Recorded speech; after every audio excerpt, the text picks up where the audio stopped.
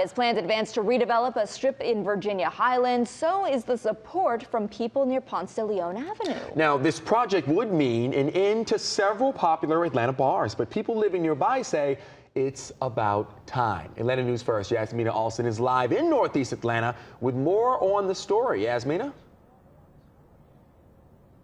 Yeah, Alan, and people living behind that strip say they are ready for a change because they have several concerns. One of those residents even putting up this sign here urging people to keep it down.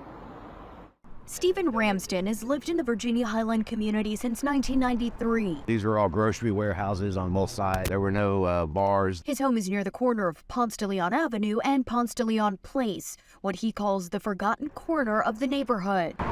This corner it hasn't gotten any attention in 30 years. There's no street signs, there's no lighting, there's no street lines. Really, it's just in really bad need of repair. He says the area used to be much cleaner and not as overcrowded and dilapidated. I'd like for it to be safe again, to stand on this corner in the evening and enjoy the neighborhood.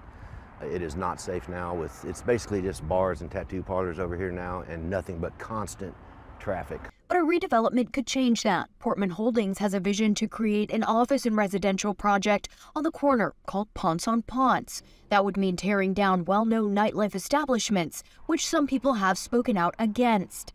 But those living next door say the establishments bring a lot of problems. Ramsden security cameras have captured cars parked illegally, people fighting, and other crime. I don't think you'll find a single person that lives within 3 blocks of this corner that is not looking forward to this happening. We are Old Ponce. And I did reach out to Portman Holdings for the latest on this redevelopment. We will update you once we get a response. Live in Atlanta, Yasmina Alston, Atlanta News First.